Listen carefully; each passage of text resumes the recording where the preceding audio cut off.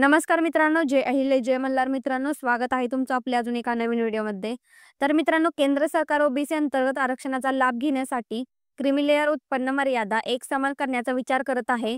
सर्व सरकारी सार्वजनिक उपक्रमे, महाविद्यालये, खासगी संस्था या ठिकाणी ओबीसींना क्रीमी लेअर उत्पन्न मर्यादा एकच असावी यावर चर्चा सुरू आहे। ओबीसी आरक्षण क्रीमी लेअरची सुरुवात 1992 साली सुप्रीम कोर्टात एका निर्णयाने झाली होती।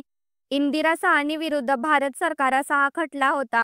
ओबीसी समाजातील जे सक्षम वर्ग आहेत त्यांना आरक्षणाच्या लाभापासून दूर ठेवावे, जेणेकरून गरजू लोकांना त्याचा पूर्ण लाभ घेता येईल, हा क्रीमी लेअरचा हेतू होता। 2017 साली केंद्र सरकारने क्रीमी लेअरची उत्पन्न मर्यादा वार्षिक 8 लाखापर्यंत वाढवली होती। सध्याही हेच चालू आहे। ओबीसी क्रीमी लेअरच्या कक्षेत सरकारमधील मोठ्या पदावरील अधिकारी, केंद्र आणि राज्य सरकारचे अधिकारी, सशस्त्र सेनेचे अधिकारी, मोठे उद्योगपती हे ठराविक उत्पन्नाच्या सीमेत येतात। आता केंद्र सरकार क्रीमी लेअर बाबत नव्या प्रस्ताव आणण्याचा विचार करत आहे, असा रिपोर्ट समोर आला आहे। हा प्रस्ताव सामाजिक न्याय, शिक्षण, कौशल्य विकास, कायदे मंत्रालय, कामगार आणि रोजगार मंत्रालय आणि नीती आयोगासोबत राष्ट्रीय मागासवर्गीय आयोगांशी चर्चा करून तयार करण्यात आला आहे।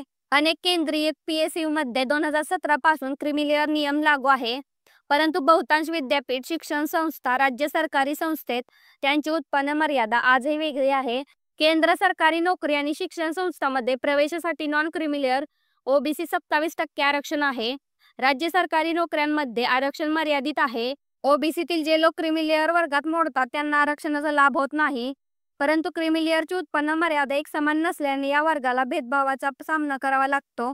तसेच विद्यापीठातील शिक्षण कर्मचाऱ्यांचे वेतन, ज्यात सहाय्यक प्राध्यापक, सहयोगी प्राध्यापक आणि प्राध्यापक यांचा समावेश आहे, ते सहसा ग्रेड 10 किंवा त्याहून अधिक असते, जे सरकारच्या गट अ पदाच्या बरोबरीने किंवा कधी-कधी त्याहून जास्त असते। अशा परिस्थितीत अशी पदे क्रीमी लेअर अंतर्गत आणण्याचा प्रस्ताव देखील आहे। जर असे झाले तर क्रीमी लेअर अंतर्गत येणाऱ्या नवीन लोकांच्या मुलांना ओबीसी आरक्षणाचा लाभ मिळू शकणार नाही। तर मित्रांनो, अशाच नवीन अपडेट पाहण्यासाठी आपल्या चॅनलला सबस्क्राइब करा। व्हिडिओ आवडला असेल तर लाईक शेअर करा। धन्यवाद। जय अहिल्या जय मल्हार।